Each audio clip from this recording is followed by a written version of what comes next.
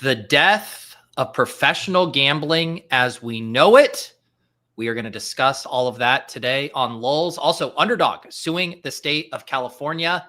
We've gone from shows where we had no topics and we're talking about the McRib to now having so many topics we could have an 8-hour show. That is just the way things go. I'm Pete with Bric. This is Lulz. Let's do it.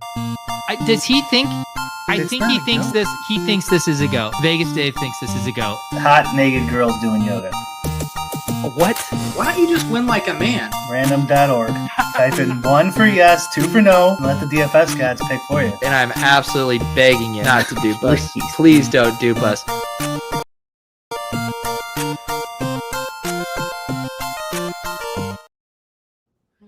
All right, Brian, I was taken aback when you popped on stream because I think in our history of broadcasting, I've only ever seen you at 2 locations, your main place in the lake house. And now you've pulled an Awesome-o on me and introduced a 3rd location. Yeah, I moved to Canada, so it happened fast. When the big beautiful bill dropped, I had to just get out of the country. I did one show from Florida, Pete, remember? Oh, you're right. That was the time that you went to the bar, got really drunk, and got in a heated argument with a Bitcoin bro. With Bitcoin about NFTs. Top Shot was hot back then. Yes. And I wasn't even defending it. You know, I was just like, no, you're explaining it wrong, bro. That's not what it is. God. Yeah. Man, those talk were the about days. A moment in time for sure. Yeah. Shout out to the chat. There's been, lots of conversation in the Lulz channel, in the Discord. We should probably just dive right into it. This story has progressed so quickly. I was telling Brian before the show, I normally get, a thumbnail request in. I told my guy, Chris, hey, yeah, we're going to talk about Underdog suing the state of California. Pretty interesting thing here. And, certainly affects a bunch of us around here. And then this big, beautiful bill was like, hey, hold my beer. We're going to threaten to ruin professional gambling across the entire board. Forget just the state of California. And now I feel like we have to lead with that. It's crazy. I mean, there's also a New Jersey bill drop that was really bad for people in New Jersey. We still are dealing with the Illinois tax bill that was super regressive. Yeah, it's a complete onslaught. Yeah, it kind of reminds me too, like you talked about it a bit before when we've talked about like crypto, and as far as like, everyone's like, oh, it's, decentralized, like it is decoupled from all this stuff. And it's like, well, if the government really wants to fuck with it, they can fuck with it. Obviously, this isn't crypto, but it is like the example of we're kind of trucking along, doing our thing. And it's like, if the government wants to put their thumbs on the scale, they can really fuck with us. Oh yeah. That was just like a semantics thing. It's like, yeah, sure, they can't pry your crypto key out of your brain, and that's true. But if they make it illegal and make it punishment of death to own Bitcoin, that would significantly affect the price to basically make it irrelevant. But yeah, technically you couldn't get the key out of your brain. The only the thing that makes me think about this stuff is like, how are they going to enforce this? We should talk about the bill too, but like, how are they going to force it? Like, people will say like, oh, they'll never enforce it. Like, they don't need to really, like, no law is enforced like 100%, where they are just arresting every single person for jaywalking and stuff like that. So like, they could just make an example, like the New Jersey bill, like, has a lot of anti-betting syndicate language in there. They don't have to get everyone, if they just get one syndicate, make an example out of them, it's going to have a big effect on like, you know what, let's just not go to New Jersey. Let's not, or like, maybe I was thinking I'm a sports bettor and I keep getting limited. Maybe I'll join a syndicate. Well, maybe now you won't. Or maybe you have an account that is really juicy and a syndicate wants a piece of it, but you live in New Jersey. Well, now you're unlikely if they make an example of somebody. So they don't really need to get everyone to have these laws to have a huge effect. Right. And let's just, I assume most people who are hanging out in the chat and are in the Discord are already very well aware of the provision in this bill that has ruffled the feathers of the gambling industry. But it is a specific line item that says gamblers can only deduct up to 90% of their losses. And so, an example would be previously, if you win $100,000, and shout out to our guy, Jeff Edelstein, who wrote an article and put some of these examples up, and you lose 100,000, your net profit zero, no tax, you move on with your life, easy game. But under this provision, you can only deduct 90% of your losses. So in that example, 100,000 in winnings, 100,000 in losses, you deduct 90,000. That means you're taxed as if you made 10,000, even though you didn't. And at the standard 24% federal tax rate, that's a $2,400 tax bill on zero profit. I mean, that's exactly mine. And here's the thing too, is like, I don't think anyone fully knows what industries this is going to impact, exactly how it's going to impact them. Is there going to be lawsuits afterwards? How long does that take? But the way everyone online is interpreting it is exactly that. And you could even just do a scratch off ticket. If you can scratch off ticket for $10, that's $10 in losses, right? And until you scratch it off, and then, I won $10. Well, that's zero net. You don't need to report that on your income unless this new bill passes. Then you actually are supposed to report $1 of income on a scratch off ticket.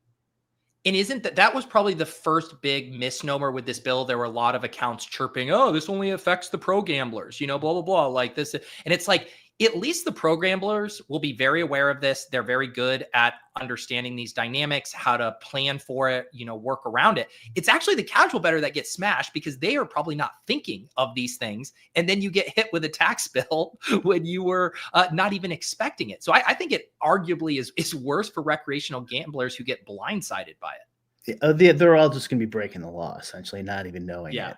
But who does this, who is paying this for them, by the way?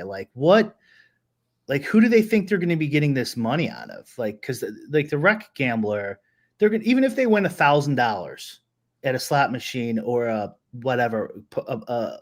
golf raffle or something, they're not going to be like, I guess I owe an extra, it cost me, $900 to buy the golf raffle and I won $1,000.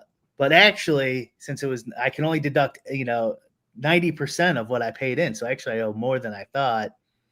No one's doing that. Who is going to be paying? Do you think this is directed at professionals essentially only? The only other group I could think of is like the Chamath, David Sachs, rich guys who love to gamble, who are known to gamble. Maybe they go to Vegas and bet a couple $1 million and break even. It's like, well, I guess I owe $200,000 in taxes. I thought those guys would be the ones who are in the pockets of all of this current administration, who would be the ones saying, "Hey, this is the dumb part of this bill. Get this out of here." Yeah, but right, they would have to pay if they go on a Vegas weekend, the All In Bros podcast, and they break even, but gamble hundreds of thousands. They owe. Unless we're not understanding it right.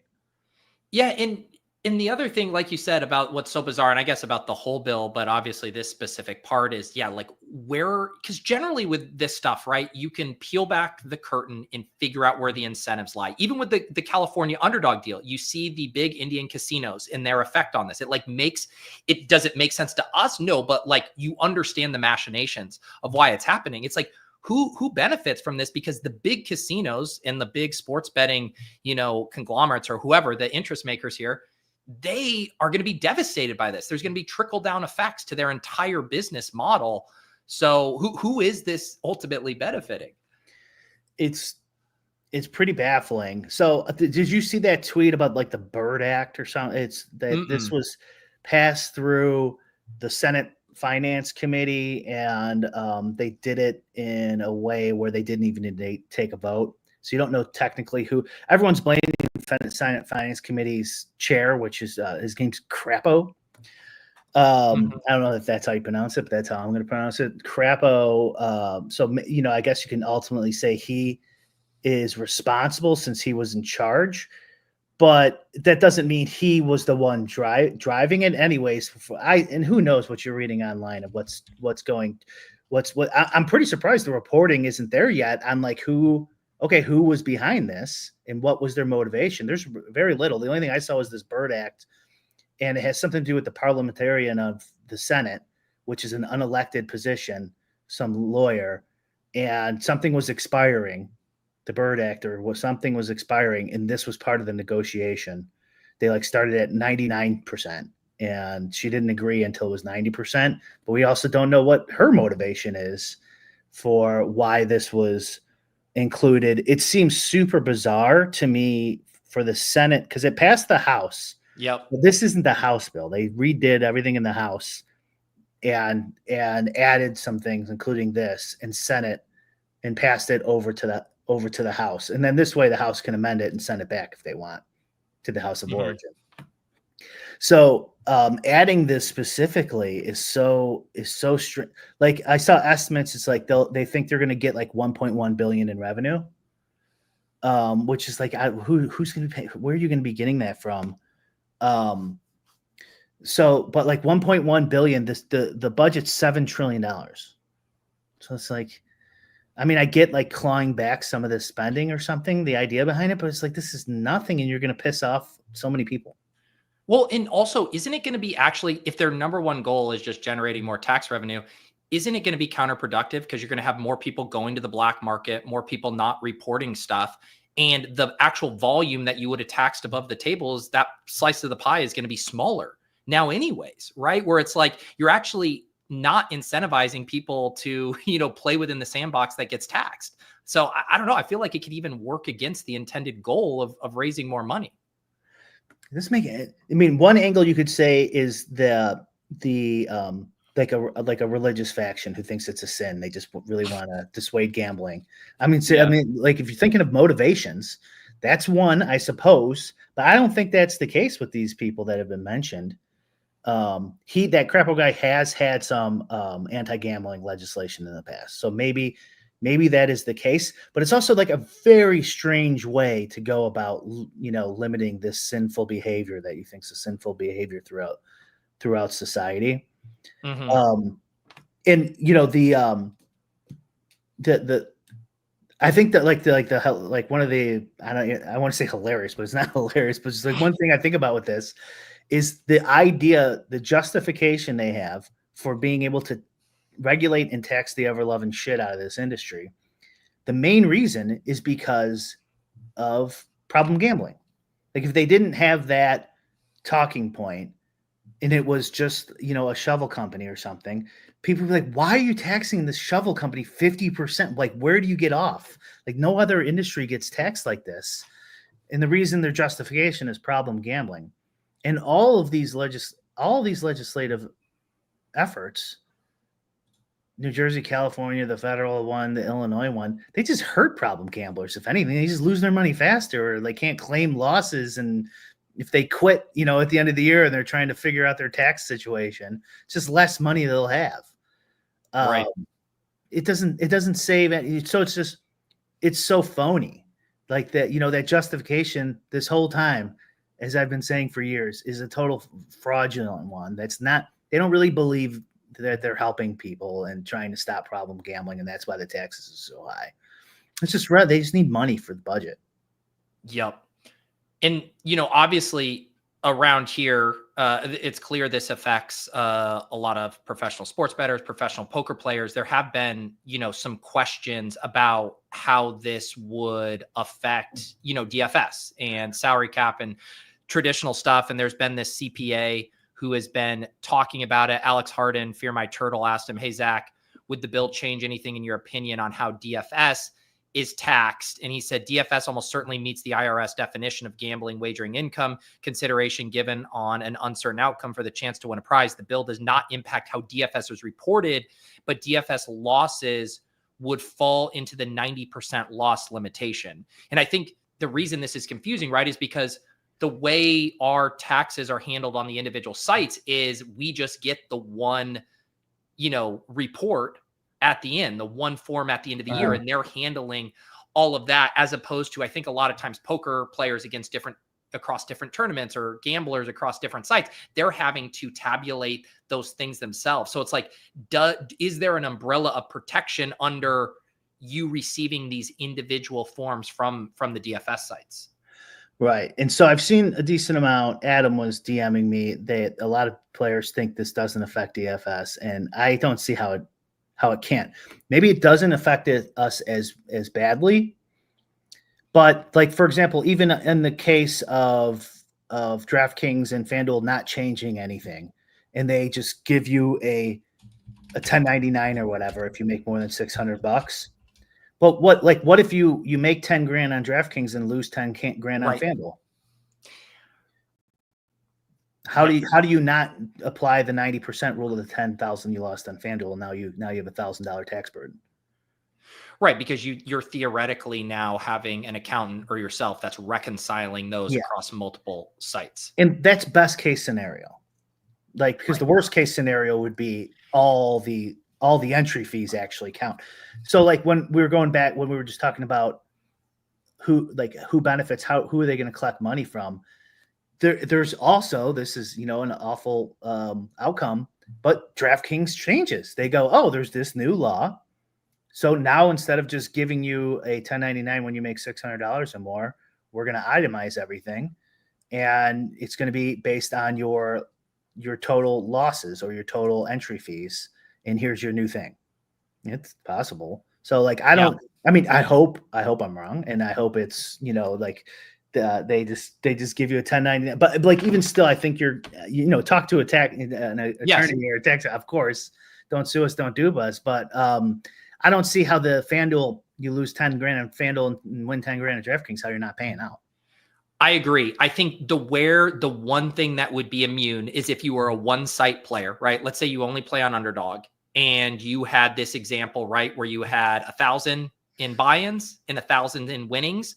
I don't think, Underdog's 1099 is going to show you as break even. Like, I don't think you're having to pay the 10%. But I think in any other examples, if you are reconciling your play across multiple sites, then you immediately run into that issue. So that's the only thing I can think of, is if you're not having to submit for multiple sites, that on just one site you would be okay. And if you are a professional carrying over losses from year to year, that's got to affect you, right? If you have a losing year, and then so it carries over to the next year, you can only claim 90%, right? I would assume. And even with the Underdog example, that's assuming Underdog doesn't change, right? The way they count, maybe they do. They could, yeah. They could. Who knows? I mean, they don't. I mean, this is the reason why. It's not because of problem gambling, right? The reason they wanted it legal was not for your liberties. It was not to stop problem gambling from happening on the offshore sites. It's to collect revenue, So this was and like, I don't think like there's a big phone call where they go, all right, Operation Steal Pete's money, let's go. They didn't call it in, but like, I'm sure these places, they go to. There's conferences, like 8 attorney general conferences, every year that all the attorney generals go from various states, and I'm sure they talk about this stuff and like, oh yeah, we keep hearing about this pick'em stuff from the casinos. Yeah, us too. What are you doing about that? And like, it just gets into the zeitgeist, and it's all coming to fruition. Not all of it. I mean, it's not over yet either. That's the sad thing, right? We haven't even the AG was supposed to release. California AG was supposed to release his opinion today. I didn't see anything. I don't know if you did. Yeah, I haven't seen it yet. Daniel wondering when we're going to get that ruling. I haven't seen it. It should be today. And so like I've told this story before, but when I worked across from the press secretary's office at my first job, and he would always tell me, he's like, here's what we do. We release it on garbage day. He would call it garbage day. I think it's just like the vernacular, which is either Friday before the weekend, so people don't know your news. Like, if you have to release bad news, especially from your agency or whatever, you release it on a Friday, because then you get the whole weekend, people cool off, they're not even reading it. Or if there's a big national news story. So and like, we got a holiday, so like today's the perfect day. I bet he picked July 3rd on purpose. The AG, what's his name? What is it? Bado, whatever it is. Who cares? Yeah. Asshole. I'm sure he picked that 3rd on purpose. He's like, oh, it'll be a July 4th weekend, and people won't be back for days. It's perfect garbage day. Release that decision, and now you got the big beautiful bill, same thing. But they both could come down today. I thought that big beautiful bill was going to pass by the time we did this show, honestly. Really? Yeah, so it obviously, some other things Zach says here. The House can still make revisions to the language in the bill. If passed, it is possible that individual provisions such as this are revisited in the future, although this would take time. And then people asking about if this is implemented, the 90% loss limitation would be in effect as of January 1st, 2026. All gambling losses incurred during the tax year 2025 would still be 100% deductible up to your gambling winnings. So this would be taking an effect next year. Right. Which is good because that also gives people 6 months to chimp out on Twitter and try to get these guys to change their mind or do something, get it pushed back or something. So it's still possible it doesn't happen. I don't want to be negative, but like it doesn't look good. And they haven't even started, Pete. They haven't even tried yet the problem gambling stuff yet, which I think is another wave that they'll do to try to squeeze them for more money by using problem gambling. The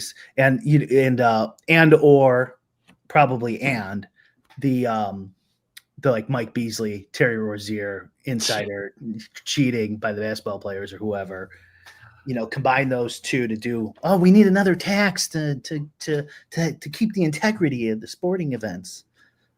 I love also too, like on a normal lulls, like the Malik Beasley gambling scandal would be like our number one news story, and it's like the 8th thing, and we're just going to give it a brief mention right now. Yeah, it's crazy. All these stories could be a full show. Yeah, and it's crazy too. Like, obviously there's massive ramifications, but unabated, obviously a site here, like any kind of content or tool site around sports betting. I mean, this is just taking guys out at the kneecaps as far as how these companies make a living. Which is why I think with the 6 months afterwards, they're going to I'd put it like, plus 150 or something, even if it gets passed, somebody will do something. The state level, Pete, too, because this affects state lotteries and state scratch off tickets. Yeah. And like, they don't want that. So if you get enough governors going, but like they could also just exempt states. They could just blanket exempt any state gambling revenue. It doesn't count, stuff like that.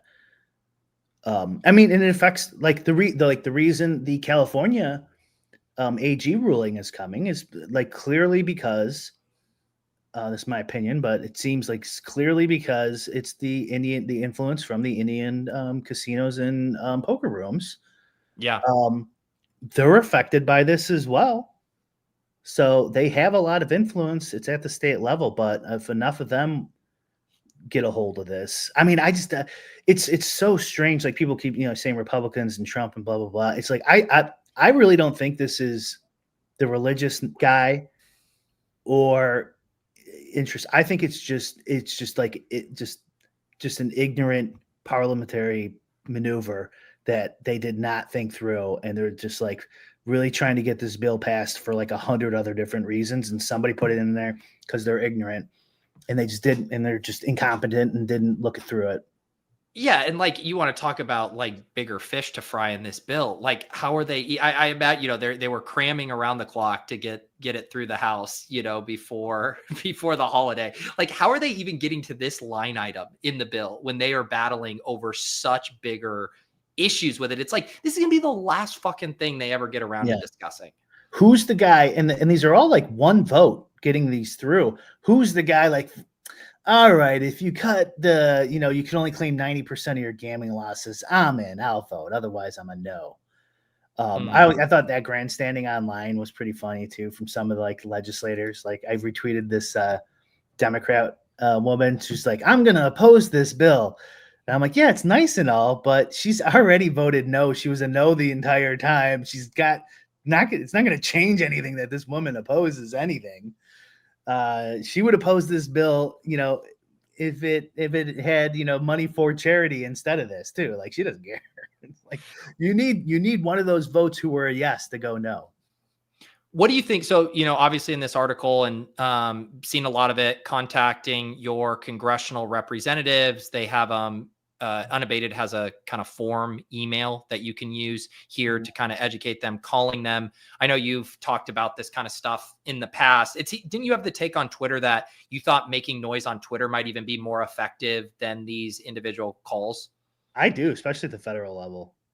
Like I bet like 100,000 of us adding David Sachs and chipping out at David Sachs has more of a chance of changing the federal legislation than it does messaging your local congressman. So like your local, okay, like your local representative has a lot more incentive from the casino. So think about this AG in California. He got whatever 700,000. Oh, I thought you were going to talk about how much the lobbyist got. It was like 15,000, which seems like a laughable amount. That's the guy who made the inquiry to the AG. Yeah, he got like 50, but it was his. It's a laughable amount because the local level guys, they don't raise that much money, and a lot of the times the money they get is from party leadership. So that's why like 15,000 goes a long way for a rep. So he made the inquiry, and then the AG is like, oh, okay, I will look into this. And I love how it took him 18 months, right? It's like, could you imagine spending 18 months of your life, on a topic like this and going back and forth? Like, what an expert you would be on this if an issue that affected millions of people. Yeah. And, like how, and I guarantee if you quiz this guy on anything gambling related, he would fail instantly. It's like, oh, but I need 18 months. It's like, sure you do, pal. You need to shake down people for 18 months to get as much money as you can. But anyways, he got 600, 700,000. The other guy got 15,000. What is your phone call worth like, be realistic. Like, it doesn't mean maybe millions of phone calls will like move the needle when you're getting 700,000 from somebody else. It's just incentives and consequences and human behavior. It's very unlikely that moves it. And then also, your local rep, not all reps are created equal. A freshman rep probably has very little influence or say in anything that goes on at your Capitol. Yeah. The Speaker of the House, the Senate President, even some lobbyists will have more influence than those freshmen. Those freshmen might be like receptive and open to your ideas and stuff like that. But they're not the ones who dole out the campaign funds.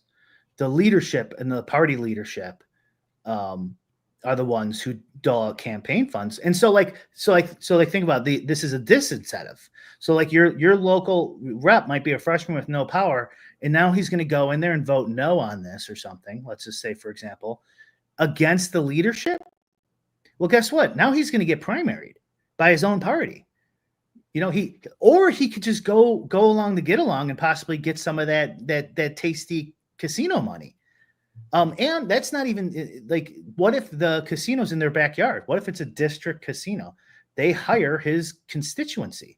They and his neighbors are employed there. How much does your stupid email matter compared to all those incentives? It's no, but this is just my opinion in the fact, but you should still, it costs you nothing. You might as well, and you might even have a powerful member, a leadership position in your district. And so you still should do that. But I almost just wonder though, like if I'm thinking just strictly pragmatically, and you have way more clue on how this stuff functions than I do, wouldn't you be better off if you were in the state with one of these senators who could perhaps swing on the fence, and then focusing on one of the more mainstream issues in the bill that you want to oppose, as opposed to this, and hammering him on that one, whether it's the Medicare cuts or like whatever that is, because you're trying to get the whole thing stopped, right? Like, do we really think that they're going to stop, tweak this, and then move forward with the rest of the stuff? Or are you better off just throwing all your energy to, let's just say no to this bill? You know what I mean? Right. Yeah. I don't even know how to play it. You're right. Like, because there's this, you're talking about the big, beautiful bill. I'm assuming, because it's so comprehensive, and it's got like these guys, like if you read it's hard because I'm following so many gambling people that it's hard to like get to the real world, but the real world people are not really paying attention to this. There's like Tim Pool has like, and had like poker on his show and stuff. So like Tim Pool plays some poker, I think.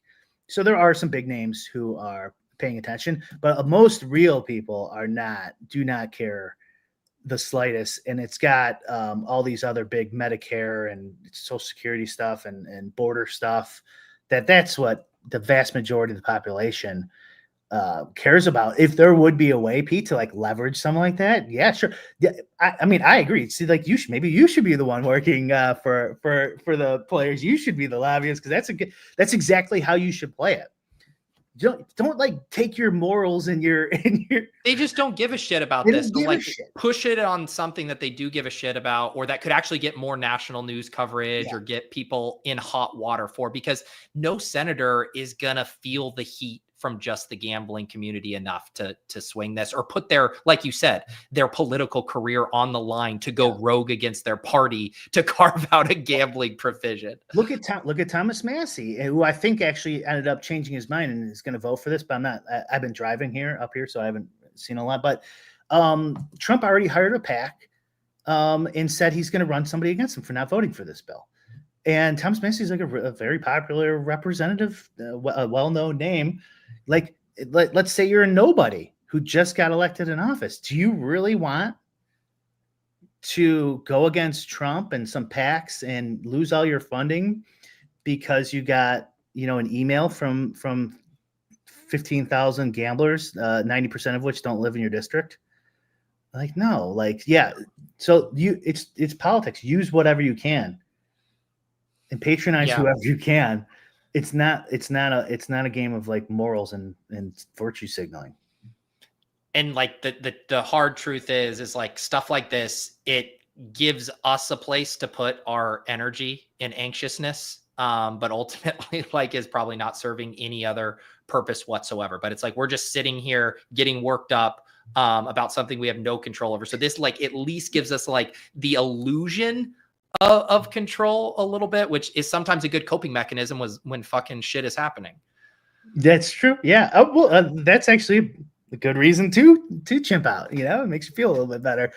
But yeah, it's unfortunately on this level, like we don't have a lot to do, but I mean, I don't know. I still think, tweeting at like David Sachs, even though it sounds insane, and everyone going crazy online on social media, especially Twitter, will, instead of a 1% chance, maybe we have a 2% chance, but better than nothing. I love how these guys, this happens all the time. It happened at the start of the Iran stuff too. These guys, they have fucking takes on every single thing in global world politics. And then the second, like this big, beautiful bill stuff, all of a sudden we haven't had a tweet for like the past 4 days. Like they just all go quiet, like crazy. It's like, where's your political commentary now that you previously had a thought on every single thing that happens? Yeah, because they're acting like politicians. That's smart. If it's gonna diminish your power, then you don't make a comment. Yeah.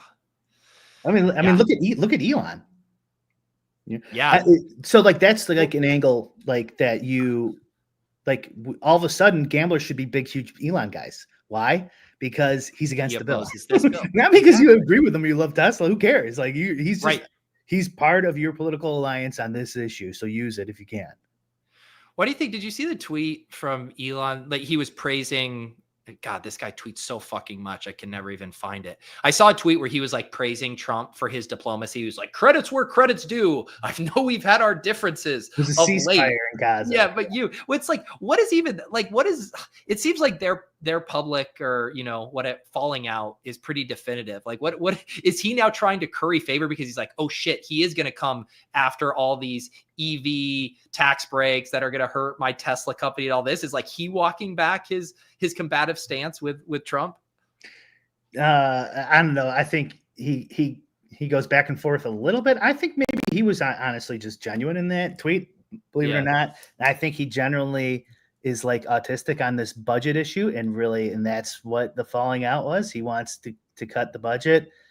The Elon thing is pretty indicative of like the situation. Like this bill is set. I think it's $7 trillion. The federal deficit's 37 trillion, just crossed 37 trillion.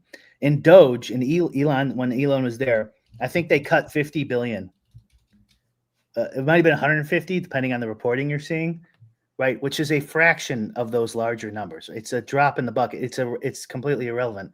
And they started burning down fucking Teslas, right? Like you try to cut 50 billion and your Teslas will get burned down. It's like, okay, well, I guess we're never cutting anything if that's the case. And also he was betrayed, at least on the budget stuff, by his own party, his own people, by Trump. They didn't support him. They're not going to codify any of those, at least so far in this big beautiful bill, any of those cuts. But yeah, honestly, I think he's playing the game pretty poorly. He's like losing to both sides right now. Can we just step back and appreciate that everyone has to say big, beautiful bill with a straight face? Like it's so fucking absurd. Oh no, it's great. It's actually great. It's the best part again, it's the name of bill. Like who cares what the name is, but just saying big, beautiful bill, especially because you can't hear it without like Trump's voice in your head too. The big, beautiful bill. The biggest bill. It's so fucking dumb. Oh no. That's the only thing I like about it. Yeah. Yeah. Any other thoughts on this element here? It seems like just kind of a hopeless thing at this point. It's more just what's going to happen after the bill actually gets passed. That would be my guess. Like, I think it's like getting passed. Who knows? So like, we'll just have to deal with it. And I mean, we got 6 months. Maybe something can happen between then and now next year.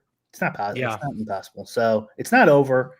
It's not over yet. Even if it does pass, that was a kind of a good point. Is like, what's DraftKings numbers doing? Because they should definitely be going down after this gets passed. But I know. I just saw this tweet here. It's been a banner month on gambling, regulatory panic, yada, yada. Meanwhile, DraftKings stock just keeps vibing, up 20% since the BBB bill language dropped. Might be time to close the 47 tab Excel model, touch some grass, and accept that Wall Street doesn't read your Substack. The market knows. I mean, he's not wrong. This is my biggest fear, Pete, that we've talked about over the years, is that they regulate this so much that it turns into this this like lottery scratch off ticket. You can't beat it. Sure, it's peer to peer, but it's just the guys looking to play a little bit of a lottery fantasy. That's pretty good for DraftKings, though. That scenario. That's how do you figure? Because there'll just no competition. There'll just be like 2 or 3 of them. The regulations will be so hard, and the profit margins will be so slim that they could generate because they have so many customers. Is there any? I mean, this goes back to like, does this affect, traditional DFS, not like DFS 2.0 stuff? Like, is there a galaxy brain thing if like sports betting gets kneecapped, poker pros get kneecapped, and that DFS salary cap type stuff, underdog draft games do kind of exist on its own island, that there's actually a rising tide there where a lot of speculators, sports bettors, et cetera, actually come to play those games because that's actually the safe haven from like the, crazy tax stuff? There's a world that happens. I don't think it's very likely. And it's like the bottom line is they could do whatever they want. So like because the sweepstakes legislation, Pete, I don't know if you're paying attention to that. So it's like the variation of betting, the crazy loophole, the loophole stuff, essentially. Yeah. That, and the prediction markets is another one. So like supposedly they're left alone here. But like they could change their mind. They can do whatever the fuck they want. Once they chop down this tree, maybe they chop down the next tree. Or maybe we get lucky and somehow there's enough fantasy football. I did Pat Mayo's show yesterday with Dan Beck, and he was saying if there's enough Yahoo Bros, right? Like regular season long fantasy guys with their office somehow, they're like they get these notifications when they do their Yahoo draft this year, which their drafts should be coming up in about 2 months. A month before the season, maybe then there could be enough chirping of regular people to get them to make like DFS and fantasy sports, best ball, maybe even a carve out. Like this is kind of what we're hoping, right, for the ruling in California. Isn't that kind of our best hope? It's just pick'ems, right? That they're going after the DFS 2.0 stuff, and that they don't meddle with traditional fantasy football salary cap, true peer-to-peer games. Yeah. I mean, how do they handle that, Pete? You just drafted the Millie winner, and then you're in California.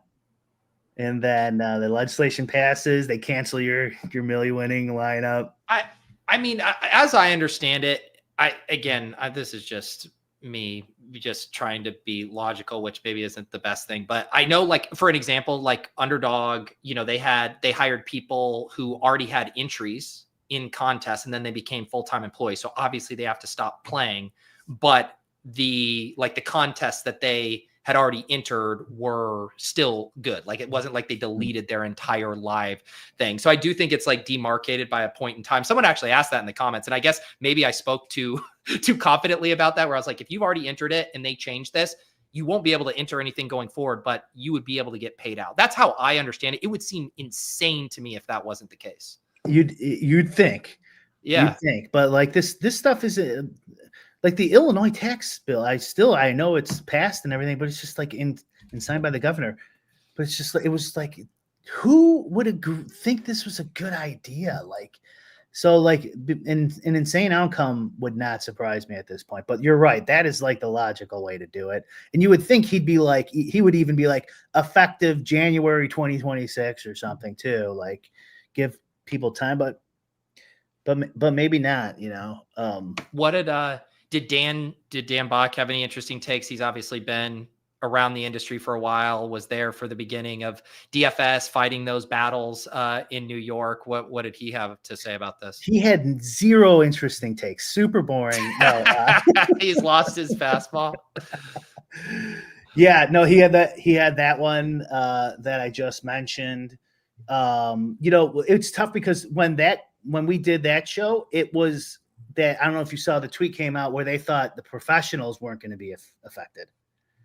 And so we were kind of going under the assumption, I don't know if you saw that tweet, but there was a guy who said the language it would only be for recreational players. And if he files a professional, it doesn't apply to you. But then some accountants eventually went and clarified that, no, they think it affects everybody, including professionals. So we were like, it's really just more of,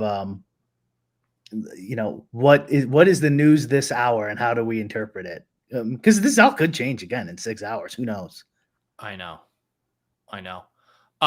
Yeah. And there was, so obviously, Underdog had sued the state of California, and then they had a motion. I don't know if these were two separate things, the lawsuit and then this motion, but it was a motion for a temporary restraining order to prevent the California Attorney General from releasing his legal opinion on DFS contests. And it was denied by the Sacramento County Superior Court judge. And that's now what we're waiting on is for that legal opinion today, I believe, is what is expected. That's what they said before today, actually, but I also hadn't even seen this. It's just crazy. I'm like, literally, for our audio listeners, I've just been like searching, DFS in California on Twitter and seeing the random stuff that pops up. Legal Sports Report, Prize Picks has shifted its DFS format in California to a peer-to-peer model as the industry awaits a key legal opinion on daily fantasy sports, which is again similar to like what I have in Massachusetts for pick'ems. It's not pick'ems. Like, if you send me a pick'em slip, it'll say we do not offer pick'ems in the state of Massachusetts. You can go place it as a champions entry, which functions almost identical, but it's part of that peer-to-peer pool, and then they have some back-end math there that is able to allocate who wins. But it is interesting to see, a company like Prize Picks taking that very seriously if they've shifted their format there as well, of just like basically getting ahead of this ruling. Yeah, I mean, you kind of got a feel for them too, right? Like, okay, that's what the ruling is. Let's try something new, and then they could just change their mind and go, no, now we're going to go after peer-to-peer. So it's hard to predict what they're going to do in the future too. So like, how do you run a business that way? I was saying this yesterday too. It's like, man, if I was if I was Jason Robbins or just running any of these companies, I'd be like pretty pissed off at my lobbyists and my government relations people. Like, how do we not hear any of this stuff coming? Right. Yeah, because it just seems like the war chest that these sites could all pool together to fight this battle. Like, if this is a game of just buying people off, like, why aren't we emptying the clip collectively as an industry on this stuff? It's crazy, dude. I mean, I haven't heard anyone talk about that idea I was saying earlier. Pete, do you have any thoughts on that? Like the idea that the whole justification for these outrageous taxes and new interpretations and stuff. I think the overriding justification, you could say also there's like a sinful nature for some people and stuff like that, is problem gambling. That's got to be like, if you sat someone down who voted for this and go, okay, what's the justification why you can charge 50% tax rates on these companies but not other ones? It's problem gambling. I don't really see a way around that. And none of these things address it, prevent it, reduce it. I think it's very reasonable to assume it would be worse for people with problem gambling. So like the whole thing is so phony. They're just fucking liars, and they don't care about problem gambling or your liberties or anything like that. Yeah, and it's one of those things, we talk about this a lot, where you read an article about something you know a lot about, and you know all the things that are wrong, or they're not capturing the nuance or whatever. And it's like, it's easy for us to do this with this kind of sports betting bill and how how much cognitive dissonance and how fucked it is. And then it's like, just think about how many other avenues of social issues, state issues, all of this, where this shit is just so fucked. And just because we're not experts on that single subject, it seems like less of an issue to us, where it's like, imagine if you had the intimate knowledge that we do of sports betting at DFS about every single thing. You would just probably weep at how fucked up our entire system is. Oh yeah. Yeah, for sure. Yeah. Ugh. I mean, and think of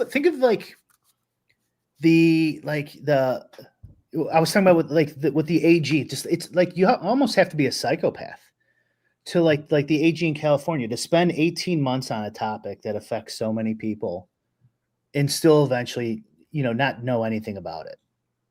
Like you have to have something seriously wrong with you. And these people rule and vote on countless industries and topics that they don't know anything about. Yeah. Not the first thing. It's sad. Purple Yosh, people keep talking about, like, he says fantasy has different laws in Michigan and stuff like that. Like, I don't know. And then people were asking if this affects DFS and stuff. Like, we don't know for sure, like, what's going to happen.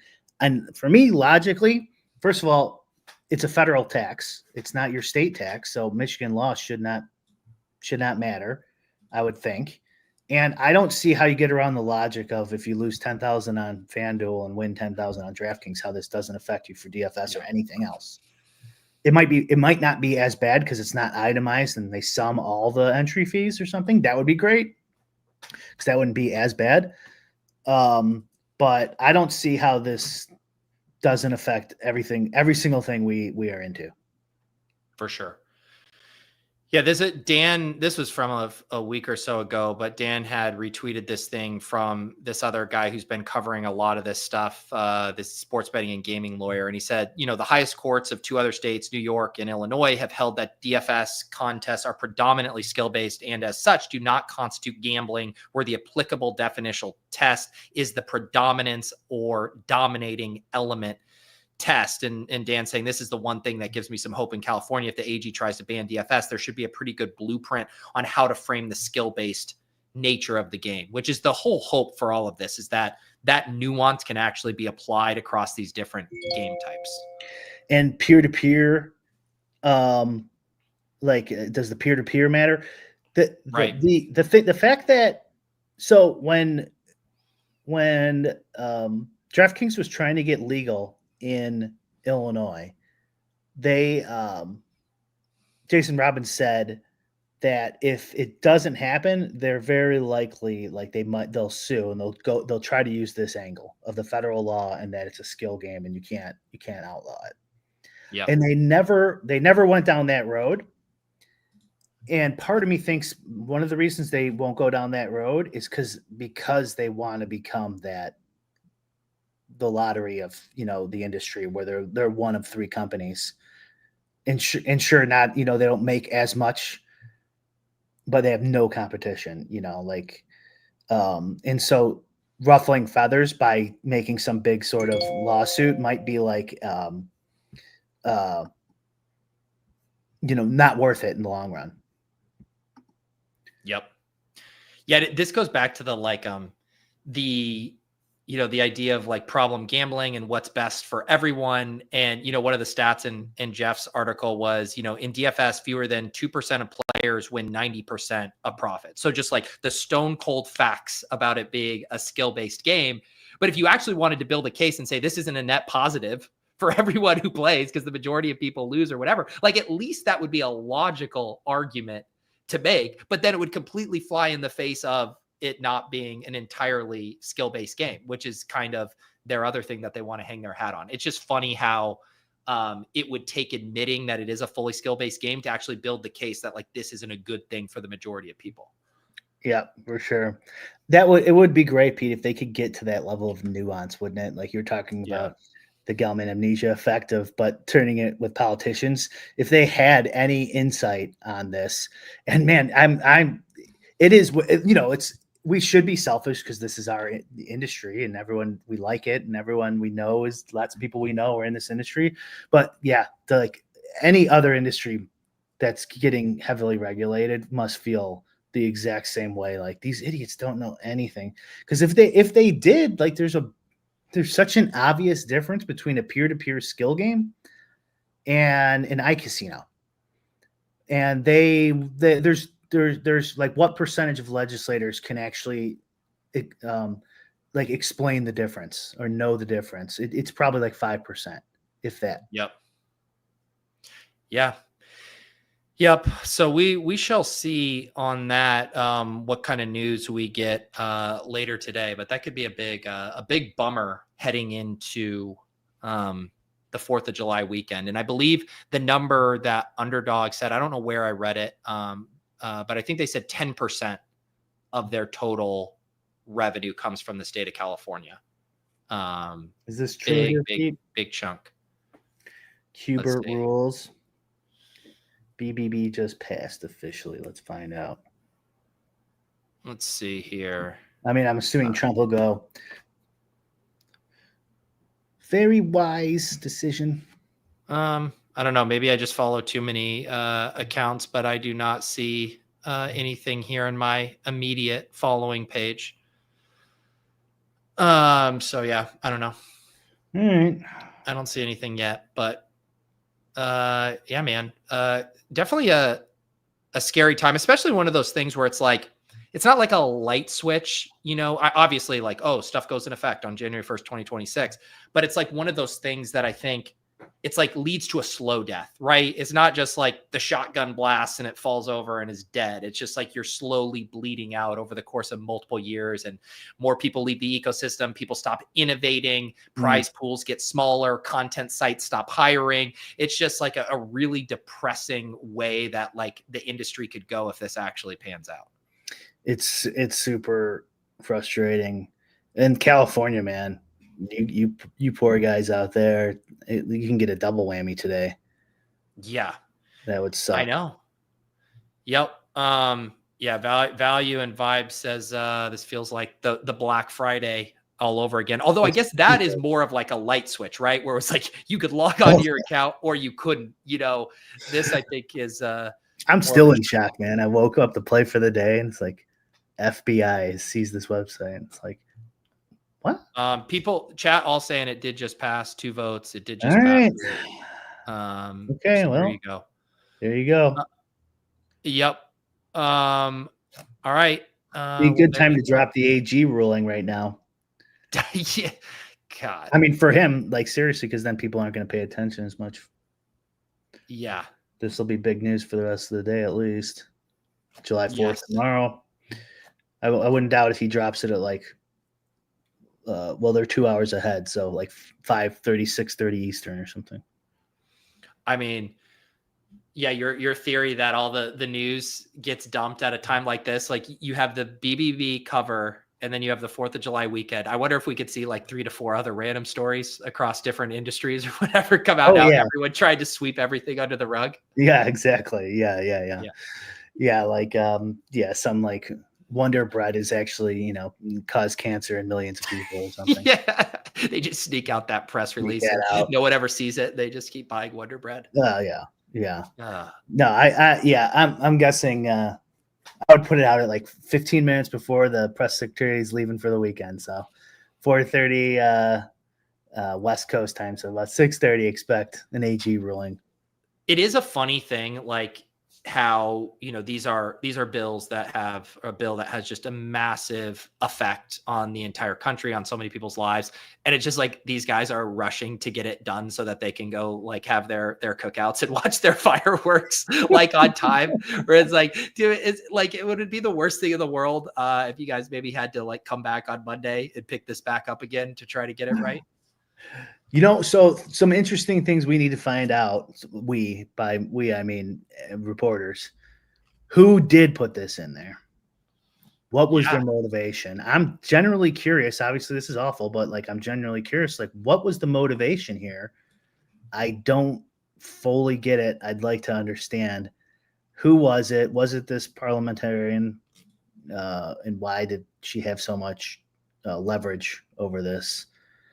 Would be an unelected person. So I would love to find out where it came from and what the reasoning and rationale was. It makes no sense to me. Yep.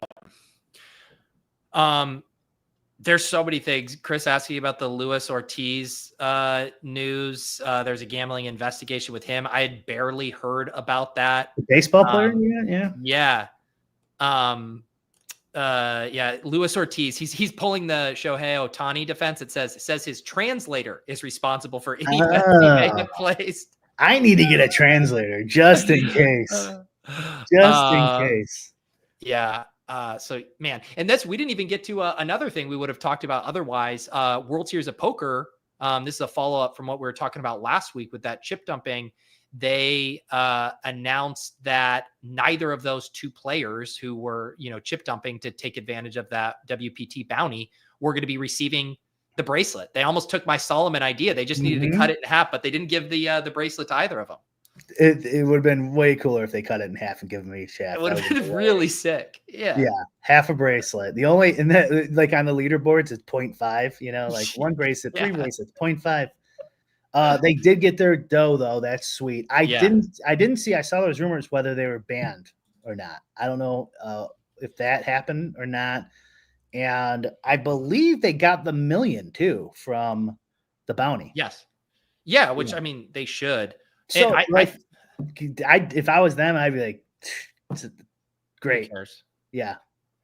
I'd love a bracelet. Don't get me wrong, but. And I think from what I saw, like reading the comments to that ruling or whatever, like they were getting a lot of heat for that. I think ultimately, like we talked about it, how people were kind of like upset in the moment because they were watching it on TV and they're like, yeah, this is kind of lame. But I think a lot of people, when like cooler heads prevailed, was like, this is absurd. Like nobody else was affected by this. Like this is way too big of a reaction to this. Yeah. The only thing I could think of was like, if it was insurance money, insured the $1 million and then the insurance company wouldn't pay out because of this rumor and stuff. Cause they're always looking not to pay those out. True. I know. Most of what I saw recently, it was I don't know, it was like 6 months ago. It was, at a small college basketball game. I actually think it was Holy Cross. And you know how they're like, let a college kid come shoot a half court shot and a local car dealership will be like, if you make it, you get a free car or whatever. And this kid made it. And they said he had stepped on the line. And we're refusing to give him the car. It's like the whole fucking point of this, the spirit of this is just making it. And you're going to go, nope, actually your foot was on the line, buddy. There was one in the 90s at the United Center, and the guy made it legitimate. There's no problems, but they found out he played some like rec league basketball where they got paid once or something. And so they go, oh, we asked you if you were a professional, and you said No. So we're not paying out the $1 million. But Reinsdorf, to his credit, he gave the guy $1 million out of his own pocket. Yeah. I wonder if in WPT, like, do you think they were stoked about this story because it like brought more shine to their promotion? Or do you think they're like, oh, this is kind of like the ugly part about this bounty? That's a good question. I don't know. Like, because in our world, the nuance of chopping is like everyone knows what chopping is. Like everyone, like people chop 20 years ago, at the little $20 home tournaments. Right. Oh, of course. Everyone loves doing it. Everyone knows what chopping is. But is that like a really good PR story that you want out for the normies? I don't know. Like, I doubt it was that big of a deal, honestly. It was, it's like the same group that when a player does bad, they'll tag the player and say you're awful, or if a guy gets hurt, they instantly refund me DraftKings. Do you know what they probably should have done? And it does take a little of the shine off the promotion, but in the same way, the NBA with the lottery, right? It's like, you're the worst team in the league. It doesn't guarantee you the top draft pick. You have to go and get your odds in the random drawing. They should have said, like, of anyone across the tournament who wins with the whatever WPT, they're entered into the drawing for 1 million. And it would have like almost like lessened it a little bit, where it's like, yeah, there's still a chance someone else wins with it. And it's like, we're, competing or have a chance at the 1 million. I wonder if that would have been an elegant way around it, where you wouldn't have gone out of your way to do the chip dumping, just knowing you had a chance at the 1 million versus it's actually locked up and it's tangible money in your hand if you do this. Yeah. Yeah. So will anyone ever do that promotion ever again? Probably not. It was kind of dumb, honestly. Yes. But yeah, again, I wonder if it falls into their camp of, there's no such thing as bad publicity. And a lot of people said the words WPT during this. Yeah. Yeah. I mean, I mentioned this yesterday too, but like, it's so strange. All this started by trying to get legal online poker after Black Friday. All this DFS ruling and all the UIEGA leading up to this big, beautiful bill. And we still don't have legal poker basically anywhere except like 5 states. It's crazy. And honestly, like, if we're going to end this on like a positive note, I mean, you think about what Black Friday did for the poker industry and how dark it felt at the time. I mean, poker's rebounded pretty well. I mean, from a content standpoint, like obviously the entire poker vlog boom was post Black Friday. Tournament poker is more popular than ever. It withstood COVID, which also threatened to wipe out in-person poker there for a while. Like, when people love a game in the way they do poker and the way they do sports betting and the way they do DFS, I think there is like a cockroach effect to it. There's going to be some resiliency there. It might look different than what it was before, but I don't know. I guess my optimism is we will find a way. Yeah, no, I think that's fair. And there could be like they don't change their reporting. DraftKings doesn't change the reporting. You just play on one site and they send you a 1099 if you win. And if not, they don't. And so, and you could just send that in. You don't have to worry about this. It's there's other ways too, where it's not that bad. And there's still 6 months before it actually goes in effect. So who knows? Well, there you go. Tried to be a little optimistic on a not too optimistic day. You're right too. All right, Bric. Any other things going on at the in-game syndicate this week? Yeah, we're shutting down the company. No. Everything's shut down, and this is our last show, Pete. But other than that, no. Yeah. Run the Sims, and the Game Syndicate. There you go. And also to like the sports betting gods out there, if you could kind of spread out these stories going forward so we don't have to have like one episode all about the McRib returning and then one with 19 different stories, that would help us out from just like a time management and show quality standpoint. We'd appreciate it. I'm doing ship chasing today. We're doing a little bit later. I have a meeting, pushed it back, but 3:30 p.m. Eastern, Davis, Pat, and myself. I saw a comment in the chat earlier that said we just need to get Davis in front of Congress so he can deliver his line, "We're all going to lose anyways." And then maybe that could help things out. Yes, how far we've come since Rudy touched those mics. The auspicious start to lulls. We appreciate you all in the comments. You guys can always join us in the Discord. Lulz, always like reading through that. Before we hop on the air to see what you guys are discussing, we'll be back next Thursday. Enjoy your 4th of July weekends. And if you have some, life-altering news or something that's very damning, today's the day. Go release it on Twitter now, and you'll be in the clear. We'll see you next time. Peace.